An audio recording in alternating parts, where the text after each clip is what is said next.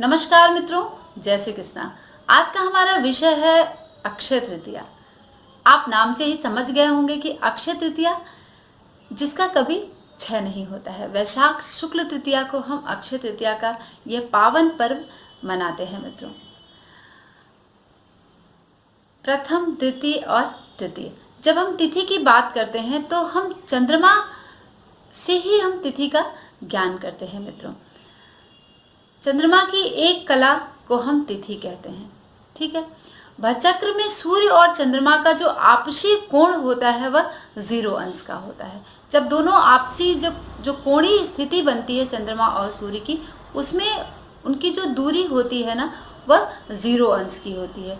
तब उसको हम प्रथम तिथि का आरंभ भ्रमण करते हैं तो आपस में वो 12 अंश के कोणीय अंतर पे रहते हैं।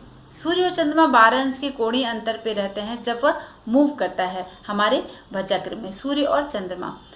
तो उसी 12 अंश का जो कोणीय जो दूरी होती है उसी को प्रथम तिथि का अंत वहीं पर होता है और वहीं से द्वितीया का प्रारंभ हो जाता है। इसी तरह से 0 से लेकर 12 अंश तक प्रथमा, 12 से लेकर 24 तक द्वितीया और 24 से लेकर 36 अंश तक तृतीया होती है।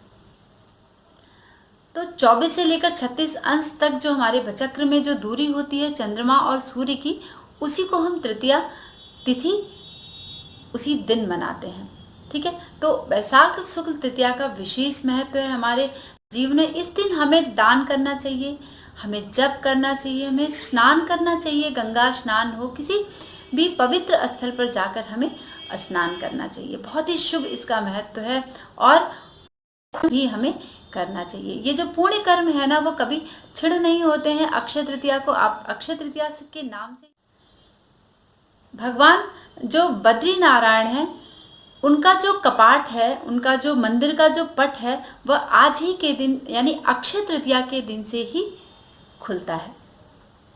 जब हम पुराणों की बात करते हैं, अपने शास्त्रों की बात करते हैं, तो उनके मतानुसार अक्षय तृतीया के दिन ही सतयुग और त्रेता युग का आरंभ हुआ था, अक्षय तृतीया के ही दिन से। और विष्णु धर्मोत्तर पुराण की जब हम बात करते हैं तो उसमें कहा गया है स्पष्ट तौर पर कि व्यक्ति एक भी अक्षय तृतीया का अगर व्रत रहता है तो वह समस्त तीर्थों के बराबर उसको फल मिलता है।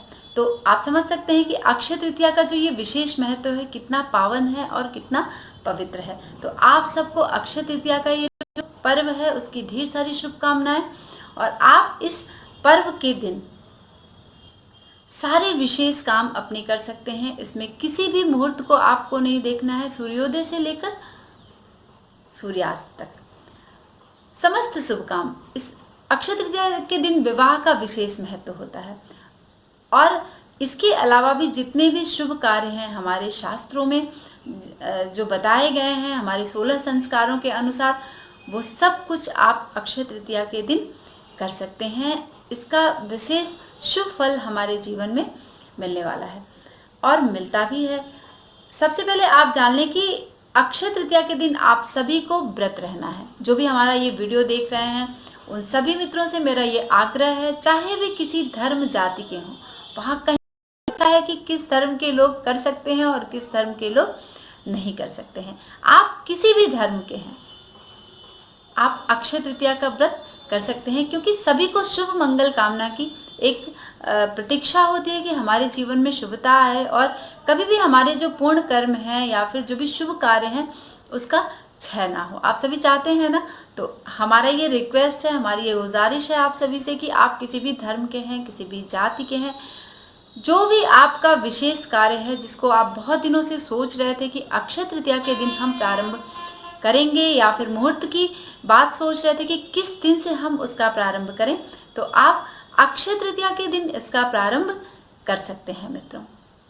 तो आप सब अक्षय तृतीया को व्रत करेंगे।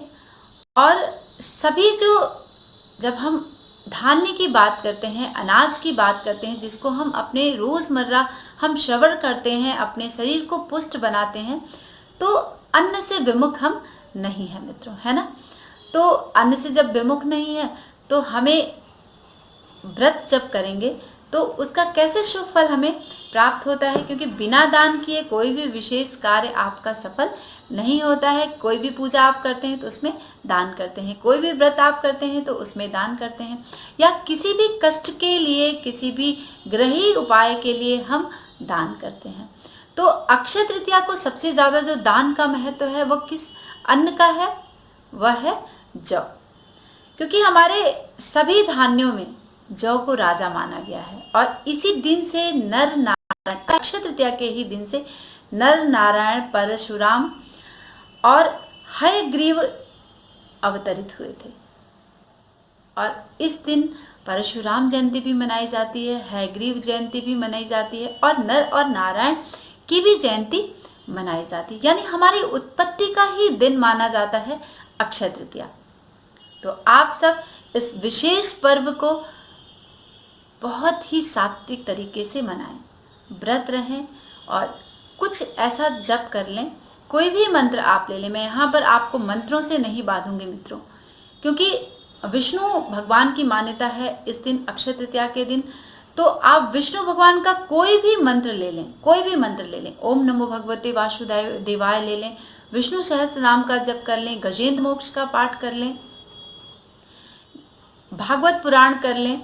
कुछ भी आप अक्षय तृतीया के दिन कर सकते हैं। और ये जो अक्षय तृतीया है वो 7 मई को पड़ने वाली है, और 7 मई को पड़ने की वजह से उसके 2 दिन पहले 5 और 6 तारीख जो है, मई का जो महीना है वह समस्त राशियों के लिए 1 से लेकर 12 राशियों तक के लिए विशेष शुभ समय है। क्योंकि जो चंद्रमा का जो दर्शन होता है, यानी चंद्रमा का जो उदय होता है, वह प्रथमा और द्वितीया, इन 2 दिनों का जो भ्रमण होता है वो विशेष शुभ होता है। जिस भी भाव में वो भ्रमण पड़ रहा है उसी तरह का शुभ फल आपको वहां पर मिलने जा रहा है। और तीसरे दिन यानी 7 तारीख को तृतीया पड़ रही है, तो अक्षय तृतीया। तो अक्षय तृतीया यानी ये 3 दिन आपके लिए बहुत ही विशेष है, खासकर अक्षय तृतीया। तो आप 5 तारीख से शुरू करें, 5, 6 और 7 को उसका समापन कर लें किसी भी कार्य का, और उसी दिन इस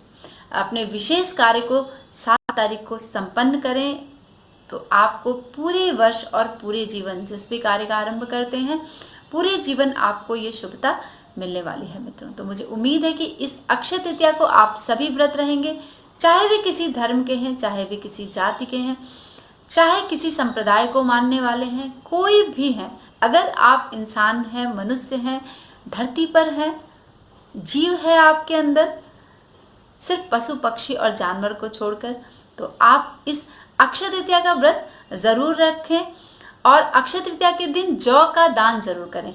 अगर आप संपन्न हैं तो आप अपने पूरे वजन का दान जौ का कर सकते हैं, जिसकी विशेष शुभ फल आपको मिलने वाला है। आप अगर अपने पूरे वजन का जौ का दान कर देते हैं तो उससे राहु को बहुत ही पॉजिटिव इफेक्ट मिलता है। जितने लोग राहु से परेशान हैं, या फिर अपने स्वास्थ्य को लेकर विशेष परेशानी है उनके जीवन में, या कोई भी ऐसी समस्या है जो सुलझ नहीं रही है, तो आप अपने पूरे वजन का दान करें जौ का। अगर नहीं कर सकते हैं तो अपना 10वां हिस्सा जौ का दान जरूर करें, और इसका विशेष शुभ फल आपको देखने के लिए मिलेगा। और व्रत रखने के दौरान, जप करने के दौरान, दान करने के दौरान आप उसका दशांश हवन जरूर कर लें।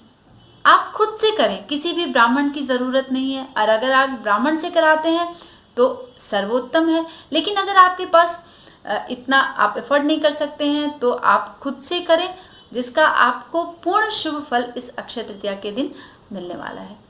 तो मुझे उम्मीद है कि आप सब इसे बहुत ही शुभ तरीके से मनाएंगे, और जरूर मनाएंगे मित्रों। पूरे वर्ष में जिस मुहूर्त का हम इंतजार करते हैं वह है अक्षय तृतीया। तो आज के लिए बस इतना ही। नमस्कार मित्रों। हेलो दोस्तों, नमस्कार। मैं अर्चना शुक्ला, मैं एक एस्ट्रोलॉजर हूँ। आप सबको अगर हमारा ये चैनल पसंद आता है तो आप सब हमारे इस वीडियो को सब्सक्राइब जरूर करें। हमारे द्वारा दी हुई जानकारी अगर आपको अच्छी लगती है तो आप हमारे चैनल को सब्सक्राइब करने के बाद लाइक करें,